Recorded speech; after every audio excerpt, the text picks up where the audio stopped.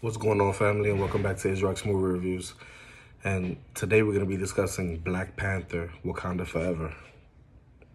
And boy, this movie was powerful. Whew, this movie sometimes throughout this movie, you have to really hold back. And before I even get into my review, rest in peace, Chadwick Boseman. The man was a legend in the short time that he gave us his movies. On August 28th, 2020, he died from colon cancer. What's crazy was nobody knew besides his intermediate family and close friends. And Ryan Coogler, the director of the original Black Panther and the director going forward of these, hopefully a trilogy, stated that he had been unaware of Chadwick Boseman's illness as well, and has spent the last year, preparing, imagining, and writing words for him to say in the film regarding the script, that obviously we weren't destined to see. No one will see that. Kevin Feige and other executives at Marvel Studios were also unaware of Boseman's illness. Boseman, who had become thinner over time from this illness in the weeks prior to his death, were very visible. But a lot of people, including myself, thought that he was probably prepping for a role. You know how actors sometimes gain weight, lose weight, and look pretty normal because, he didn't seem sick. Very strong man. Survived by his wife, Simone. And what's crazy was that he wanted to keep this a secret. He didn't want attention going his way. He just wanted to continue doing this film. And, it was one of his last films. He did a movie after this that came out after. But, man,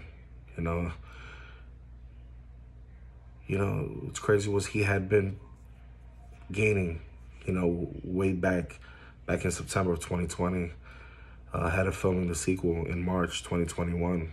A lot of people speculate because of COVID, he might have passed sooner than expected. According to the Hollywood Reporter, industry observers felt Disney could recast the role, but that might generate a fan outcry, which I think it definitely will. I think they did the right thing after watching this Wakanda Forever, and prompted comparisons between actors. Another suggestion for Disney was to shift their plans and have his sister Shuri, played by Letitia Wright, who we're going to get to later on in this review, take on the mantle of Black Panther like she did in the comics. But by the time Boseman's, death occurred, Coogler was in the middle of writing a script that he already turned in as a draft. And then in mid-November, executive producer Victoria Alonso said a digital double of Boseman will not be created for the film, and I thought that was right. And then they added Marvel was taking their time to work things out. And later in the month, Lupita Nyong'o, Winston Duke, and Angela Bassett were confirmed to be reprising their role for the sequel as Nakia, M'Baku, and Ramonda, the Queen, respectively, while Tana Huerta was in talks for an antagonist role. And at the time, filming was expected to begin in June of 2021, back in their studios in Atlanta. And, from there on, we were going to go ahead and do this. The first film garnered much attention all over the world. This movie was global. This movie made a lot of money. And it had an ensemble cast. Not only Chadwick Boseman led the charge. You had Lupita Nyong'o, you had Danae Guerrera, you had Michael B. Jordan, who played his first villain character and really, really stood the test of time with that character. You had Martin Freeman, who plays Everett Ross. I mentioned Angela Bassett. You had Danielle Kaluuya, who played Wakabi. and the list goes on, and back to the actual Black Panther. Chadwick Boseman was an immensely talented actor, and very inspirational when you really know his story.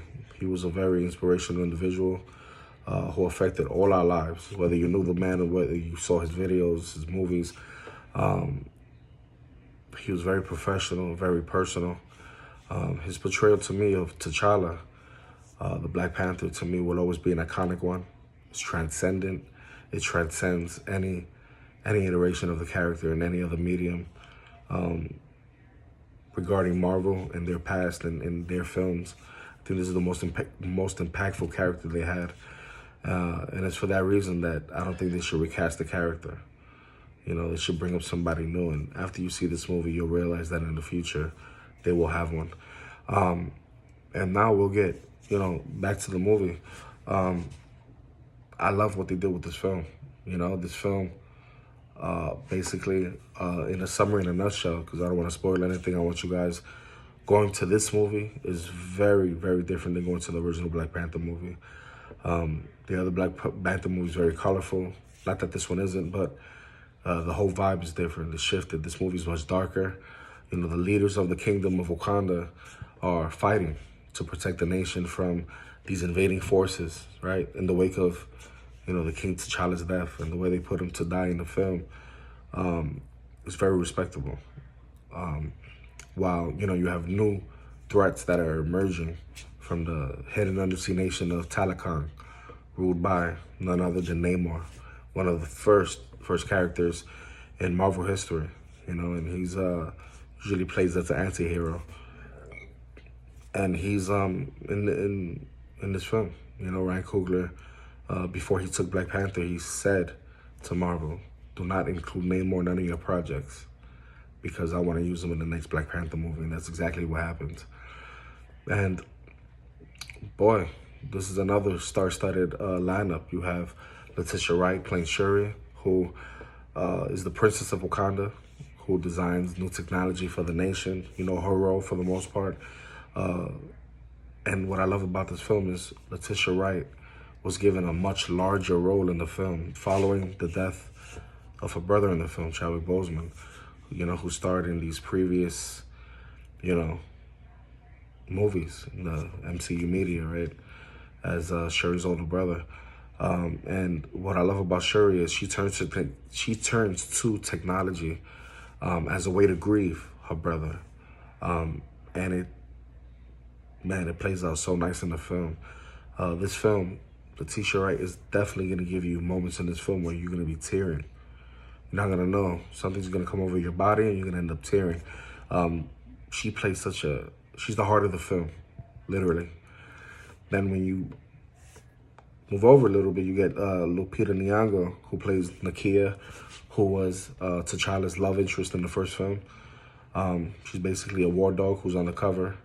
And she plays as a spy for Wakanda, from the River Tribe, like she did in the first film. In this film, you can tell she's matured a lot. Following the blip, those 5 years were a lot. Plus, you mount the death of T'Challa, explaining that her character's priorities shifted and they sharpened while adding that, Nakia remains as that girl, the one that you want to call when you're in trouble, because she kicks ass. Then you have Denai Guerrera, as Okoye, who's phenomenal. She's the head of the Dora Milaje, Wakanda's all-female special forces, as you know.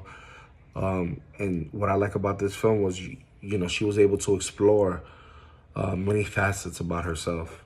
In this film, she really takes you on a journey. It's about, don't want to spoil anything, but you got about 4 or 5 people that get a lot of great backstories. And Okoye, you see her humanity just go through that screen.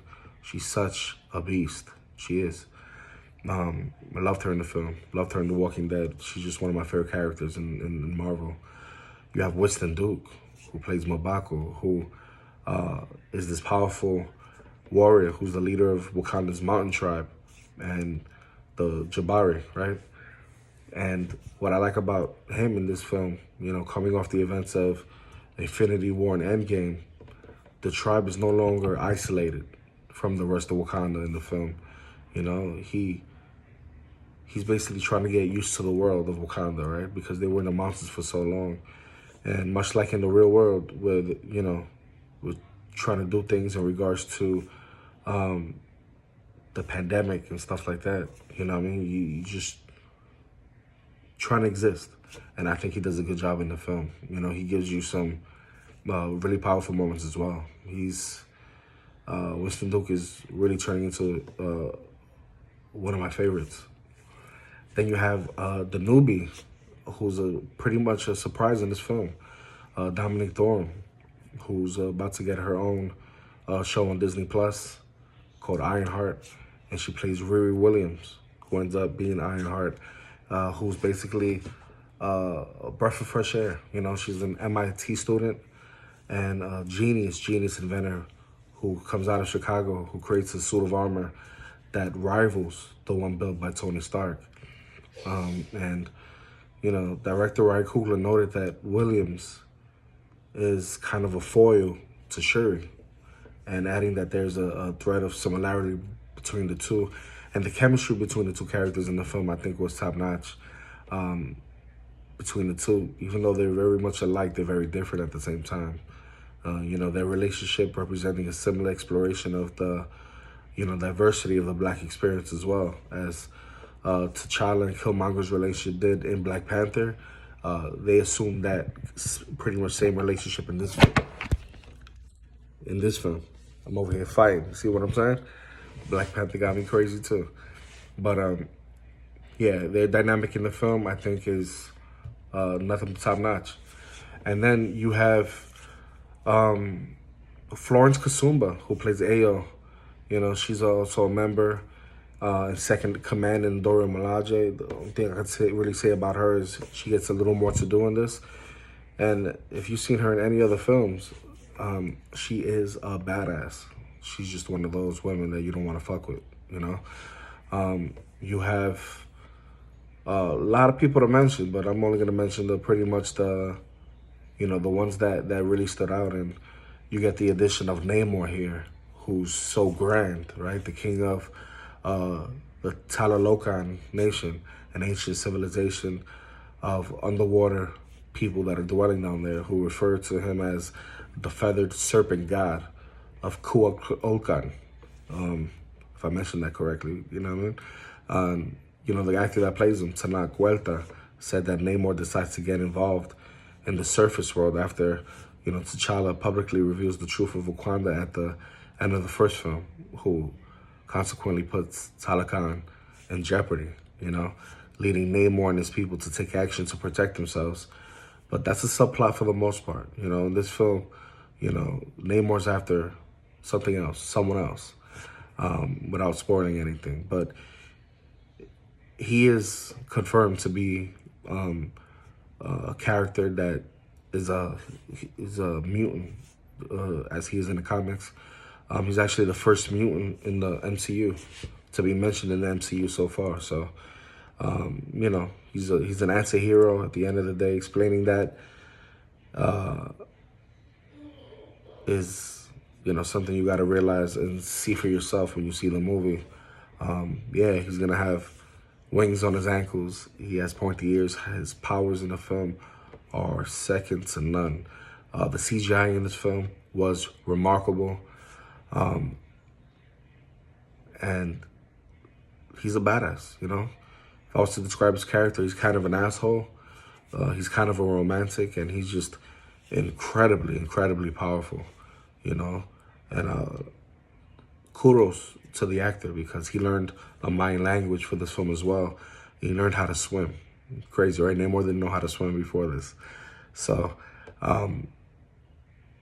and this movie does have a lot of surprises for you. It has a lot of surprises for you. You're going to be very shocked with a lot of the kind of reprises to this movie. And I think Ryan Coogler did a phenomenal job, because he had a difficult job at the end of the day. He had to go ahead and scrap a script that was already done to go ahead and think and take his time to see how he was going to incorporate the actual death of Chadwick Boseman into this film. And man, I think they did the best that they could have did. And kudos goes out to them. This film is gonna make a truckload of money, I promise you. It's gonna get you from every direction. You know, definitely going there with a towel, because a napkin it's not gonna be sufficient. You're gonna cry throughout this film. This film is paced out very well. I look forward to the next film, and obviously this movie gets a 10, just because they were able to do it. Ryan Coogler, for me, not only returned as director, but he returned as the right man for this job. You know, he co-wrote, produced, and directed this film, and it shows. It shows. He's an awesome director, and I'm happy that Marvel got him. Go check this movie out now. Look forward to seeing you in my next review. Peace.